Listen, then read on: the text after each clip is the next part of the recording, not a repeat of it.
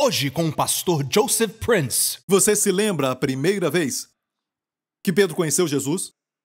Alguns acham que é quando ele estava pescando, mas essa não foi a primeira vez. A primeira vez está em João 1, quando André, o seu irmão, o irmão de Pedro, ele descobriu quem era Messias. E André e Pedro são ambos de Betsaida, é uma linda cidade. Quando você for lá, você vai ver que nessa cidade foi quando as pessoas tocavam nas orlas das suas vestes e eram curadas.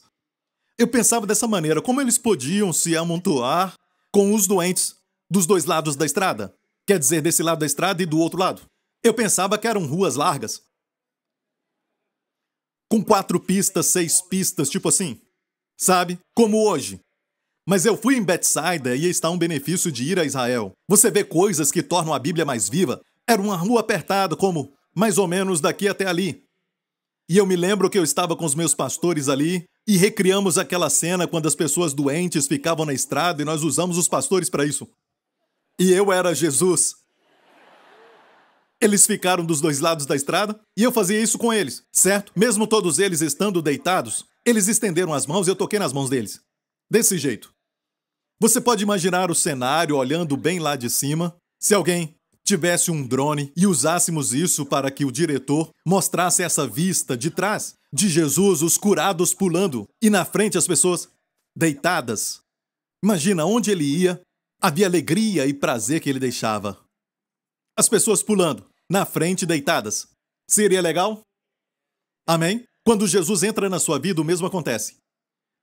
Pense bem, se você quer ficar deprimido e cabisbaixo, sentindo pena de si mesmo, não convide Jesus à sua vida. Não o convide para o seu casamento, porque ele pode transformar água, algo sem sabor, em vinho. Assim é Jesus, onde ele chega, chega a saúde, literalmente a saúde chega. Amém? André e Pedro eram de Betsaida, e André, o irmão de Pedro, disse: "Ei, Pedro, encontramos o Messias!" E levou seu irmão Simão a Jesus. Quando ele viu Pedro pela primeira vez, ele disse: "Tu és Simão, filho de Jonas? De agora em diante te chamarás Cefas, em aramaico, que é uma pedra." Jesus o apelidou de Cefas. Foi a primeira vez que ele viu Jesus, mas por alguma razão, ele não seguiu Jesus. Ele voltou a pescar. E então, uma outra vez que Jesus se encontrou com Pedro, ele não conhecia Jesus bem. Eles pescaram a noite toda, como João 21, em Lucas 5. Vamos ler Lucas 5 agora. Uma outra vez que Pedro viu Jesus. E aconteceu que, apertando a multidão para ouvir a palavra de Deus, estava ele junto ao lago de Genezaré. E viu estar 2 barcos junto à praia do lago, e os pescadores haviam descido deles e estavam lavando as redes. E entrando num dos barcos, que era o de Simão, pediu-lhe para que o afastasse um pouco da terra. E assentando-se, ensinava do barco a multidão. Sabemos até o que ele ensinou. A parábola do semeador. E aqui então diz que acabou de falar, disse a Simão: "Faze-te ao mar alto, e lançai as vossas redes para pescar." E Simão respondeu para Jesus, olha, foi uma das primeiras vezes que ele se encontrou com Jesus. Disse-lhe: "Mestre, havendo trabalhado toda a noite, nada apanhamos, mas sobre a tua palavra lançarei a rede." E fazendo assim, colher uma grande quantidade de peixes, e rompia-se-lhe a rede. E fazendo sinal aos companheiros que estavam no outro barco para que os fosse ajudar. E foram e encheram os barcos de maneira tal que quase iam a pique. Eu chamo isso de bênção que rompe as redes e afunda o barco. E vendo isto, Simão Pedro prostrou-se aos pés de Jesus, dizendo: "Senhor, ausenta-te de mim, que eu sou um homem pecador." Uma das primeiras vezes que ele se encontra com Jesus, o que ele sentiu vindo do Senhor? Sua santidade. Estava certo? Ele é santo. Mas, amigo, escute. Não é incrível que, na mente de cristãos hoje, o que é ensinado é mais ou menos assim? Ah, vocês, pessoas da graça, falam sempre do amor de Deus o tempo todo. Isso é muito básico. A graça e o amor são muito básicos. Você recebe então a salvação, mas depois você tem que crescer. E quando você cresce, você descobre a sua santidade. Porque Deus é santo. Ele é um Deus santo. É como se começássemos com a graça e o amor e depois nós progredimos para a santidade. Então essa ideia do Senhor é essa, certo? Quando você o conhece primeiro, você sente o seu amor e graça, certo? E depois você cresce, você sente a santidade. Mas o que lemos é o oposto. O que lemos é que quando Pedro, quando conheceu primeiramente Jesus, ele sentiu sua santidade. E Jesus é santo? Sim.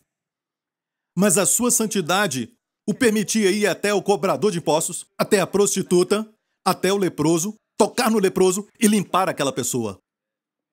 E restaurá-los à vida e plenitude. Sua santidade não é como no Antigo Testamento, quando Deus ficava no Santo dos Santos e o homem ficava longe de Deus por causa do véu e do sacerdote.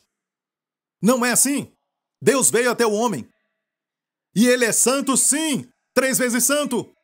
Mas olha, a fé diz, certo? Eu vejo a sua graça, eu vejo o seu amor.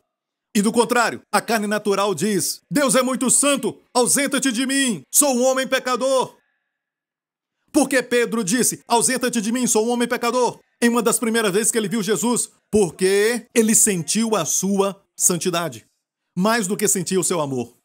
E nós invertemos tudo, dizemos que quando você amadurece, você vai sentir a santidade. Não, não, não. Todo mundo, quando pensam que Deus pode aparecer a qualquer momento no seu quarto, à noite, eles ficam com medo. Por quê? Porque sabem que Deus os ama? Não. Sabem que Deus é santo. Todo mundo sabe disso, a carne sabe muito bem. A carne sabe que Deus é santo. Não precisa aprender. Por isso, no Antigo Testamento, e também no Novo, todas as vezes que o Senhor aparecia para alguém ou o anjo aparecia para alguém, ficavam com medo. Falavam algo como Manoá, o pai de Sansão. Vamos morrer porque temos visto o Senhor. Gideão também. Eu vou morrer porque eu vi o Senhor. Todos tinham essa ideia de quando viam o Senhor, ficavam com medo. Olha bem, ninguém, quando Deus apareceu para eles, ninguém disse assim, ah, Senhor, como tu me amas. O que isso nos mostra? Tem que ter o Espírito Santo para conhecer seu amor. A carne pode te ensinar sobre santidade. Achamos que isso é profundo. Mas conhecer o seu amor e graça, isso é fé. Isso é crescer. Quanto mais você vê o seu amor. E olha bem isso. Você sabe que muitos anos já se passaram. Ok? Mais do que 3 anos. Pedro agora conhece Jesus, mas negou conhecê-lo. Podemos dizer que ele conhecia o Senhor há um tempo, já era salvo por um tempo. Podemos fazer essa analogia. Mas negou conhecer a Jesus, xingando e jurando. Mas o que o levou de volta para o Senhor? O conhecimento do seu amor, da sua graça. O Senhor ainda é santo, sim, e para sempre vai ser. Mas mais do que isso, Ele te ama. Você não sabe o quanto você é amado, até saber que aquela pessoa sabe tudo de mim e ainda me ama. Isso é amor, ok? Mas você nunca vai sentir o amor se não for transparente. Anos atrás conversei com o Senhor. Já percebeu que o Senhor nunca falou palavras duras contra cobradores de impostos, contra prostitutas? Nunca! Mas Jesus falou palavras duras para os fariseus, amantes da justiça própria. Usou palavras como, ai de vós, raça de víboras, mas nunca usou essas palavras contra pecadores. Nunca falou palavras como, vocês, raça de víboras, em cobradores de impostos ou prostitutas. Mas quando o fariseu vinha com a atitude de justiça própria, religião de apontar dedos,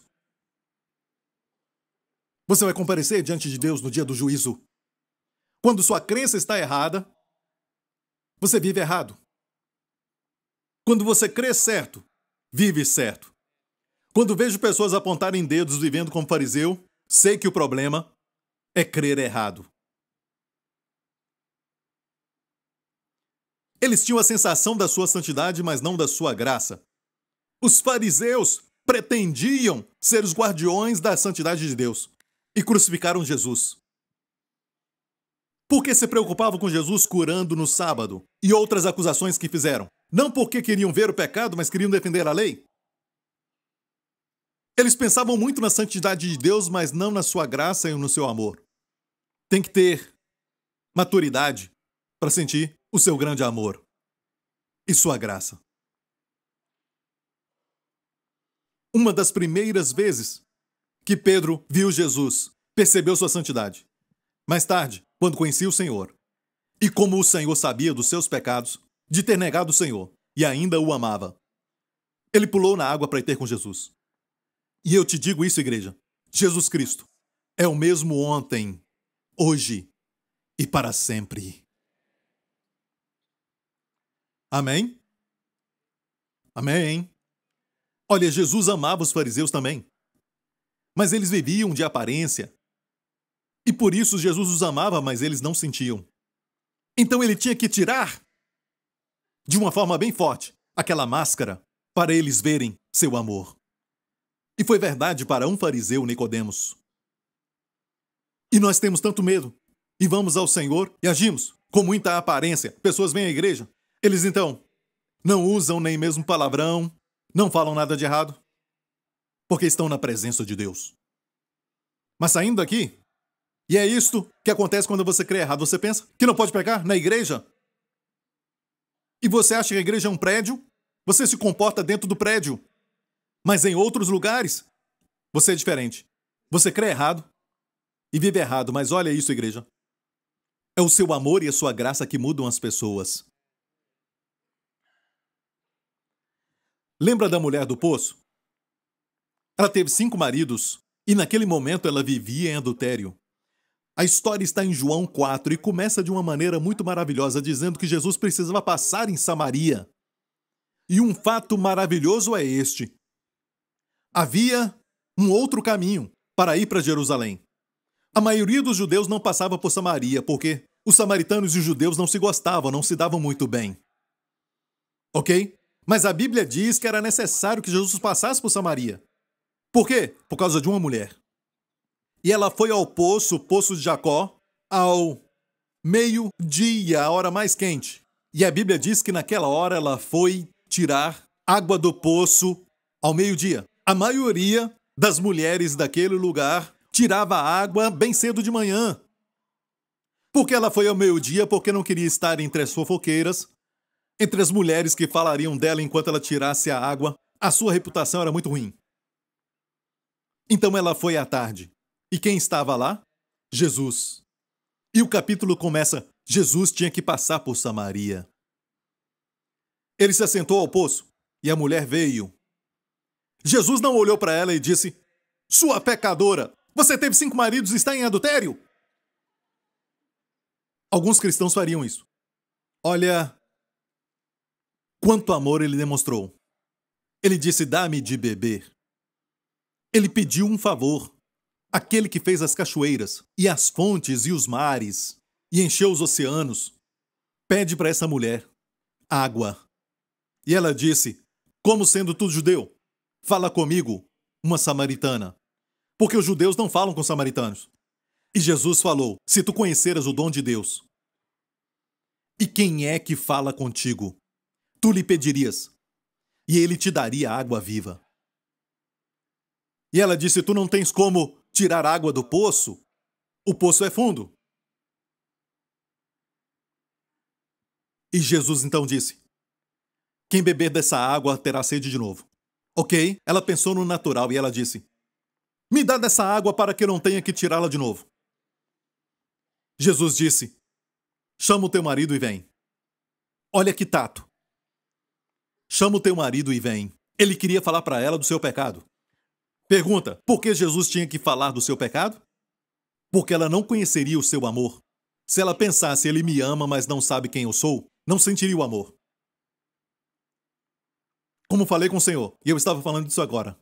Perguntei ao Senhor: "Senhor, por que tu és tão duro com a hipocrisia?" Ele disse: "É porque eu amo os fariseus. Eu sei que enquanto eles continuarem fingindo, não vão sentir meu amor. Porque se você continua fingindo, você acha que Deus te ama por causa da sua aparência, não seu eu verdadeiro. Mas quando você sabe que Deus conhece os seus pecados e ainda te ama, você sente seu amor. E quem se sente amado, vai amar. Quem é amado bem, ama bem."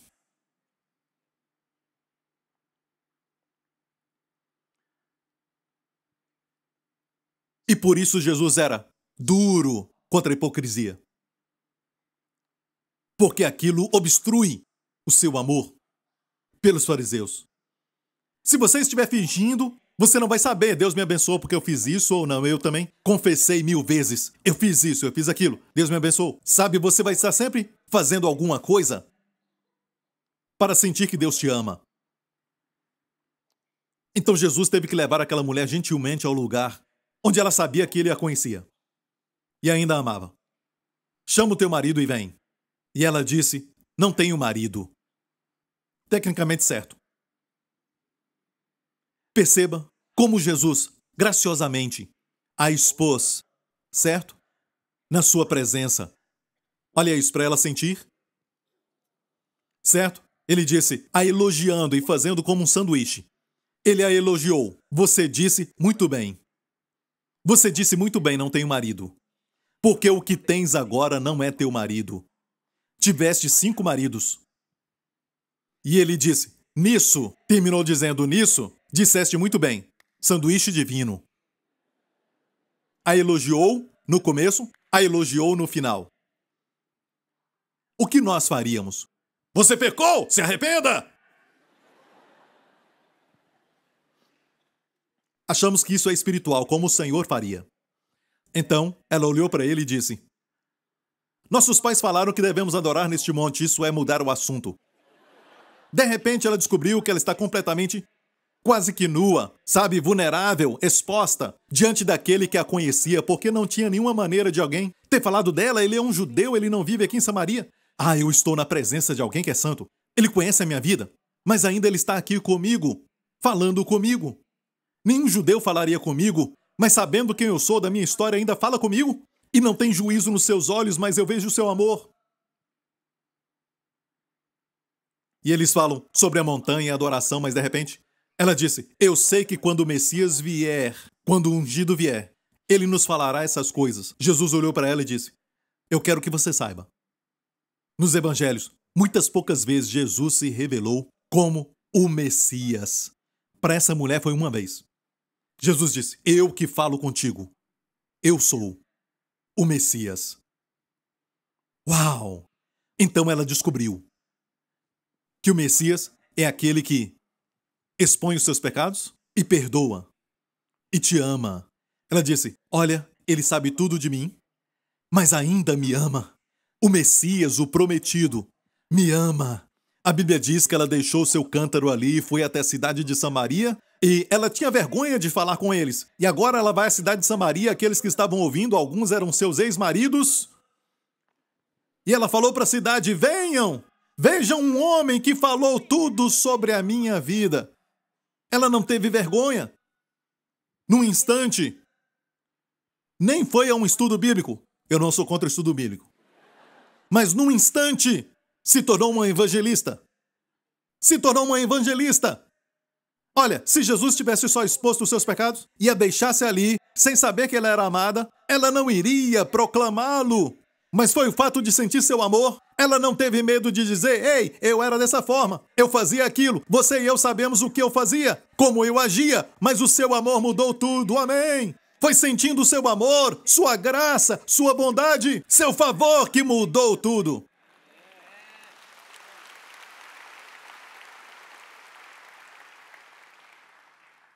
E os discípulos voltaram, trazendo comida. Queriam dar comida para ele, ele sorriu e disse, eu vos digo que eu tenho uma comida para comer, que vocês não conhecem. Uau! O Senhor se satisfez quando alguém o permite que ele ame. Quando você permite o Senhor te amar, te salvar e dar para você, ele fica satisfeito. Ele se sente bem. É sua alegria.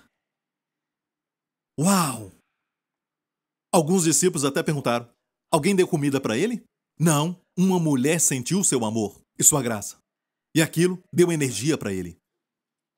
A tendência natural da carne é sentir que Deus é santo. Se Deus aparecer agora, hoje à noite, se Deus aparecer no seu quarto, o que faria? Você diria, obrigado, Senhor. Como Davi, a sua misericórdia dura para sempre. Alguém precisa do Espírito Santo para ver isso, receber isso. Muitos diriam, me perdoe, eu confesso meus pecados.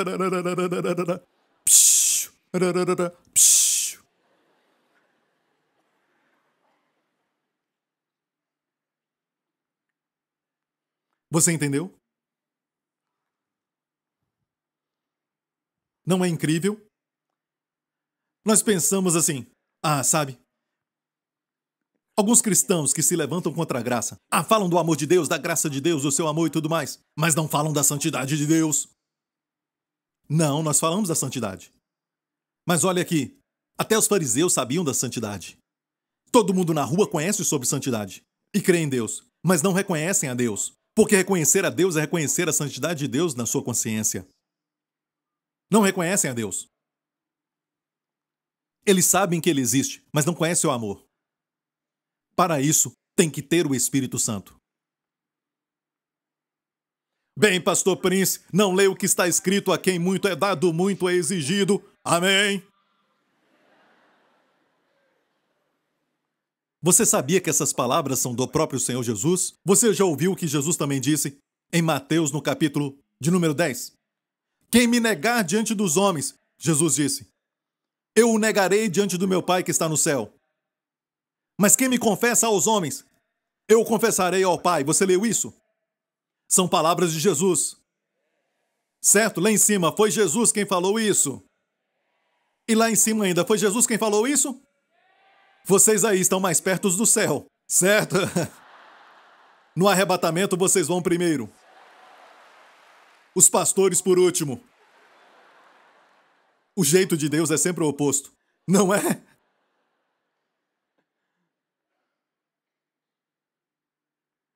São palavras de Jesus, e quando você lê isso que está em vermelho, Mateus, Marcos, Lucas e João, você tem que sempre interpretar à luz da obra concluída. Pedro negou conhecer Jesus? Sim. Quantas vezes? 3 vezes. Algo normal? Não. Ele jurou e xingou. Ele negou conhecer Jesus 3 vezes. O que Jesus tem que falar, baseado nas suas palavras? Negá-lo diante do Pai no céu. Jesus fez isso? São palavras de Jesus? Sim. Por isso tem que interpretar as palavras de Jesus à luz da obra concluída. Bem, pastor Prince, Pedro se arrependeu? Não há registro disso. Fala que ele chorou amargamente. Mas Judas também chorou. Judas também teve muito remorso. Mateus 27. Então Judas, o que o traíra, vendo que fora condenado, o trouxe arrependido. As 30 moedas de prata aos príncipes dos sacerdotes e aos anciãos, dizendo, pequei traindo sangue inocente. Eles, porém, disseram, o que nos importa? E ele, atirando para o templo as moedas de prata, retirou-se e foi se enforcar. Olha, arrependido, em algumas versões, diz que ele teve remorso. Então não pense que chorar com remorso quer dizer que é o que Deus quer.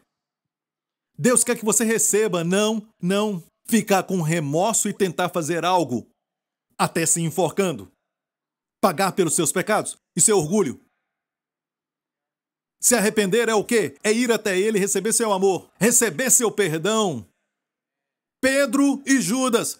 Olha, um pecou vendendo, outro negou xingando, jurando, honestamente.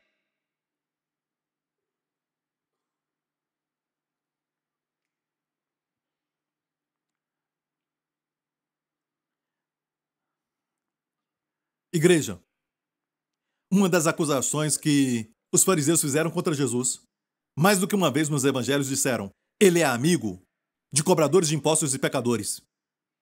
A única coisa que pode transformar as nossas vidas é o amor de Deus. Veja, fé não é ver Deus como um juiz. Ele é um juiz, é lógico. Quando Jesus voltar, todos verão que ele é um juiz. Mas isso não é fé. Fé é ver Deus, agora como Salvador. É como ele quer ser visto. Fé é ver Jesus e o seu amor por você. É assim que ele quer ser visto. Isso é fé. Quando alguém vê o amor de Jesus, olha bem, isso agrada ao Senhor, isso o alimenta como nós nem sabemos. Ele quer que vejamos o seu amor.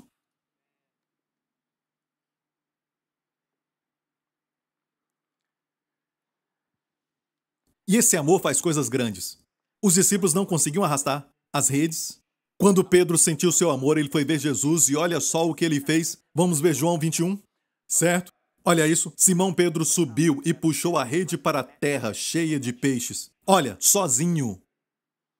Os discípulos não conseguiram puxar a rede. Quando estava na água, Pedro, na terra, puxou a rede para a praia. Olha isso. Quando você se sente amado, Você faz coisas grandes. Você faz proezas. Não tem que ter músculos como o pastor Lawrence. Poucas pessoas têm isso, ok? Mas a unção de força virá sobre você, você vai viver muito. Deus vai te renovar, te fazer forte, saudável, quando sentir o amor de Deus. Olha, Deus fez o homem para funcionar com seu amor. Como o seu carro não funciona com água, tente, não vai muito longe. Não vai ser saudável. Da mesma forma, Deus nos fez para funcionar com seu amor. E assim somos plenos. Amém, igreja? Ah, pastor, eu sinto que precisamos de mais ensinamentos sobre santidade. Você sabe o que é santidade? Quer dizer separado. Separado, colocado de lado. Certo? Quando eu vou na sua casa e eu sou um convidado comum, você me dá os pratos normais para colocar comida. Mas quando alguém importante, o presidente, vai na sua casa, você tira os pratos mais finos, certo? E coloca para eles, porque são especiais. Você separou aquilo para eventos especiais. Estou certo? Na sua casa você tem um cofre. E para que isso? Para suas joias e coisas que você quer guardar. E quando Deus diz, seja santo, quer dizer separado. Separado quer dizer quando o mundo está decaído, você tem paz.